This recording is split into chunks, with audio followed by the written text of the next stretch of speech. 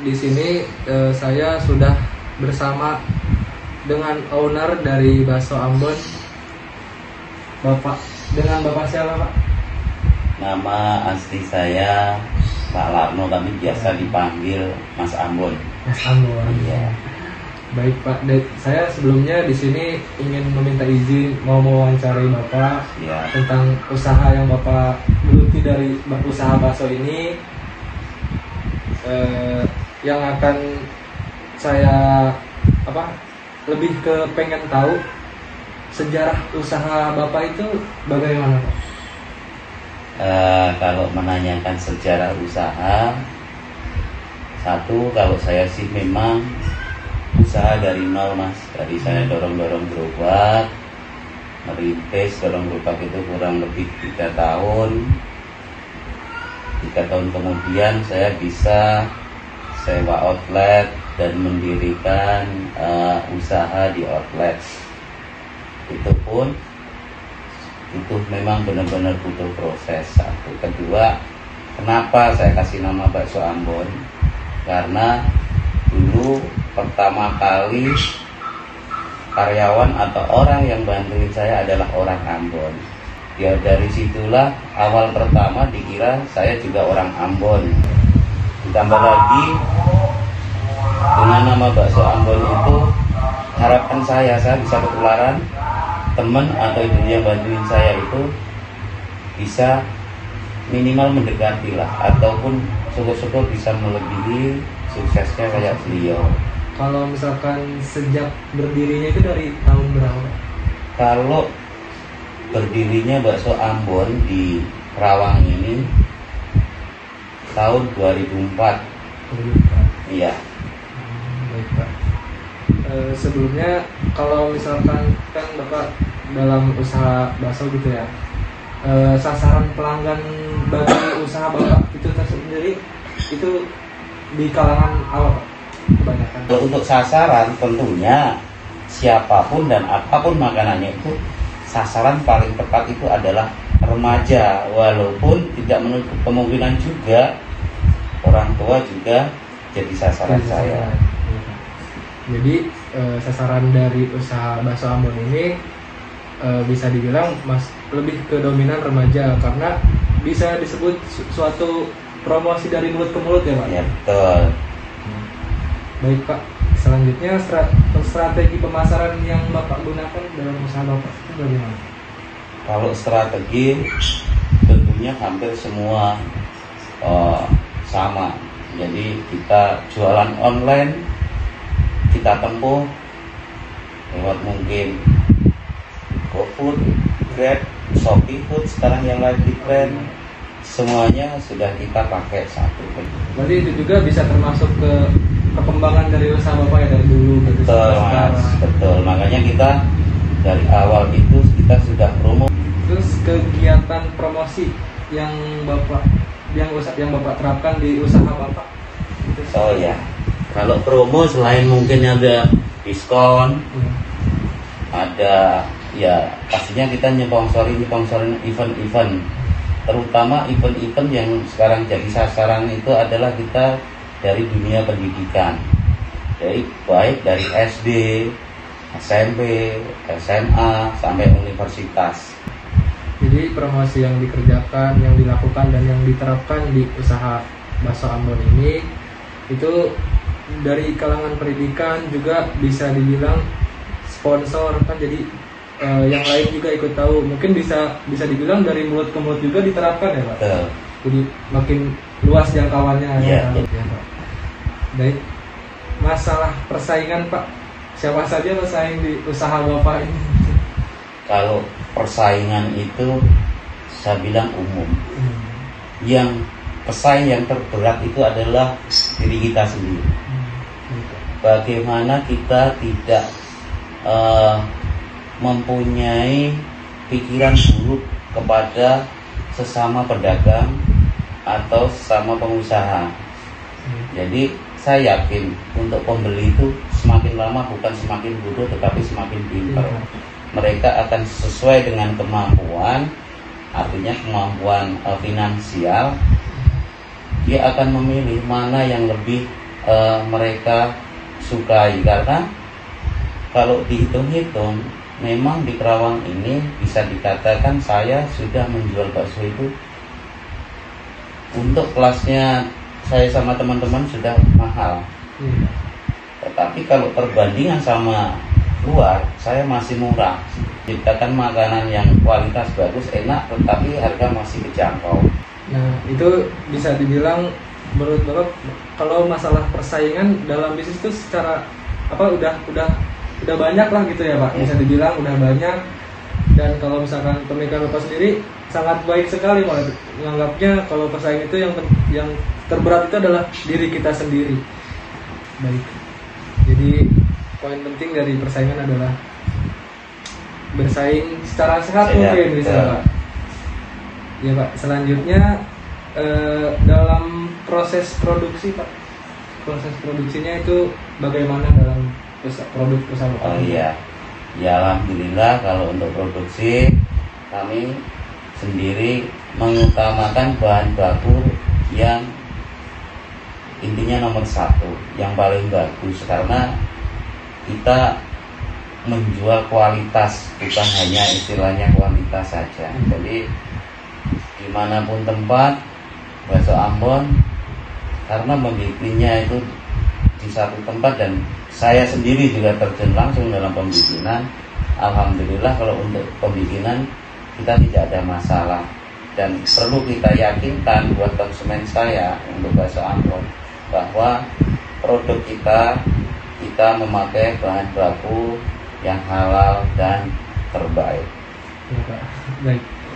Jadi dari pembuatannya itu sendiri pastinya, karena mungkin kalangan semuanya pada tahu bakso Ambon, jadi bapaknya juga membuatnya dengan benar-benar gitu ya Pak. Maksudnya bisa dibilang melihat barang yang digunakan juga bahan bakunya. Iya, betul Mas. Jadi seperti itu.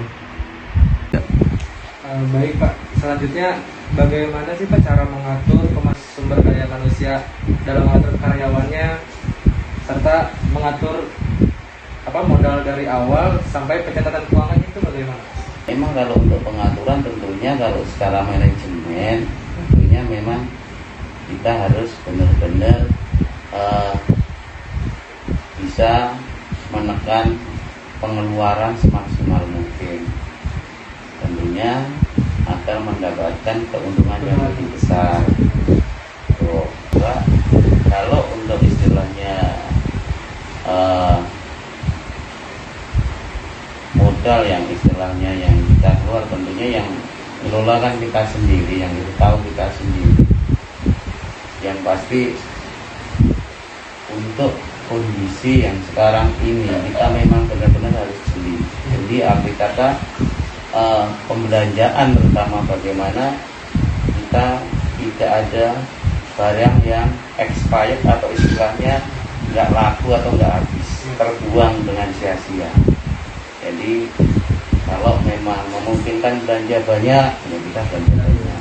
Jadi itu kalau poin pertama. Kalau yang ditanyakan SDM karyawan, tentunya kita memang mencari teman-teman yang tidak memungkinkan kerja di pabrik, karena dengan itu kos pembayarannya juga lebih murah.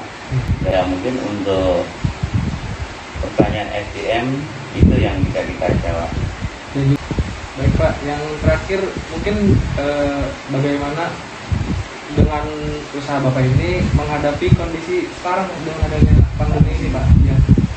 Ya kalau kondisi pandemi ini benar-benar membuat kita dilema. Contoh masa-masa pandemi ini kita jualan sepi, kita pusing karena kita tidak ada hasil. Makanya salah satu poin untuk menghadapi pandemi ini, kita tidak usah muluk-muluk, tetapi bagaimana caranya supaya kita bisa bertahan sampai pandemi ini lewat. Jadi memang konsep yang kita pakai, apapun kita maksimalkan yang ada, dan kita juga tidak lupa selalu memperhatikan protokol kesehatan, karena memang mau tidak mau itu harus kita ikuti. Mungkin Jadi lebih ke pengaturan yang kita terapkan, berjalannya usaha juga ya sesuai dengan berjalannya gitu ya Pak. Iya. Jadi kita juga ngikutin aturan pemerintah, usaha juga bisa bertahan, minimal pengeluaran sama pemasukan bisa seimbang. Baik, segitu dari wawancara saya beserta owner dari Bakso Ambon. Kami dari kelompok 8 ingin mempresentasikan hasil observasi kelompok kami. Yang kami observasi yaitu Bakso Ambon yang ada di Jalan Peruri Blok C2 nomor 20 dengan nama pemilik Bapak Larno. Bapak Larno sendiri menjelaskan bahwa usahanya berdiri sejak tahun 1999, bisa dibilang sudah 20 tahun dan memiliki 7 cabang di daerah Karawang khususnya. Dan mengapa dinamakan Bakso Ambon? Karena menurut Bapak Larno ia dianggap mirip dengan orang Ambon. Dan juga Bapak Larno ini menjalankan usahanya dengan cara memproduksinya bakso tersebut menggunakan mesin agar lebih cepat dan mudah. Dan juga pelayanannya itu sangat ramah dan baksonya pun enak. Dan jika ada pemesanan, Bapak Larno ini mengatur karyawannya dengan cara membagi 2 bagian, yaitu 2 orang untuk melayani pelanggan yang tiba langsung ke tokonya, 2 orang lagi untuk fokus kepada pemesanan yang banyak. Dan strategi pemasaran yang dilakukan oleh Bapak Larno itu sendiri di Bakso Ambon sudah bisa menggunakan sistem online melalui GoFood, GrabFood, dan ShopeeFood. Sekian dilanjutkan oleh teman saya. Assalamualaikum warahmatullahi wabarakatuh. Perkenalkan, nama saya Mutmainatus Salwa. Saya akan melanjutkan pembahasan dari rekan saya sebelumnya. Dan kita juga dapat melakukan pembayaran lewat aplikasi Shopee. Pada pembayaran metode ini, kita akan mendapatkan potongan diskon sebesar 30%. Dan beliau mengatakan bahwa daging sapi yang digunakan asli dari peternakan yang ada di desa. Untuk pengolahan tenaga kerja sendiri, terdapat 17-20 orang. Pada masa pandemik ini, tenaga kerja dikurangi beberapa orang, dan saat ini hanya 14 orang tenaga kerja. Karena untuk mengurangi kos operasional dan gaji karyawan, serta memakai bahan baku yang halal dan kualitas. Satu porsi harga setiap menu berbeda-beda. Untuk kisaran harga makanan mulai dari 15.000 sampai 25.000 per porsi. Dan untuk kisaran harga minuman yaitu hanya 5.000 saja. Selanjutnya akan dijelaskan oleh rekan saya. Terima kasih. Assalamualaikum warahmatullahi wabarakatuh. Perkenalkan, nama saya Ahmad Subhanliadi. Di sini saya akan melanjutkan materi dari rekan saya sebelumnya.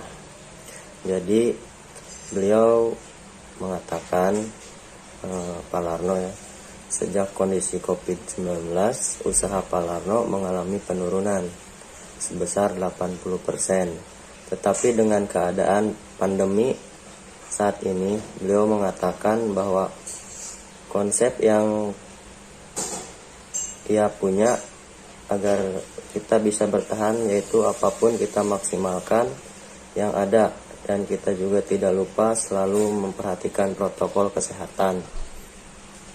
Karena memang mau tidak mau kita harus lalui, minimal kita mengikuti usaha pemerintah.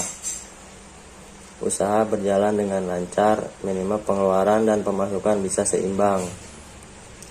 Jadi kesimpulan dari observasi yang telah kami lakukan yaitu kami menggunakan observasi, wawancara, dan pengamatan, menyimpulkan bahwa dalam menjalankan sebuah usaha, baik itu kuliner ataupun yang lainnya, pasti akan mengalami naik turun atau pasang surut dalam sebuah usaha, apalagi di masa pandemi seperti sekarang ini. Maka dari itu pemilik usaha harus bisa mengatasi masalah yang terjadi jika mengalami penurunan pendapatan. Oleh karena itu pengusaha harus mampu menemukan berbagai macam cara yang harus dihadapi dalam bertahan dan mengembangkan usaha yang sedang dijalankan. Pengusaha harus lebih inovatif dan kreatif untuk tetap bertahan dalam persaingan pasar ini. Pencapaian yang dimiliki oleh beliau juga tentunya sangatlah banyak dari banyaknya cabang yang ada dan menjadi sponsor dari suatu acara yang sebagian besar dibuat oleh para pemuda. Sekian dari saya, kurang lebihnya mohon maaf.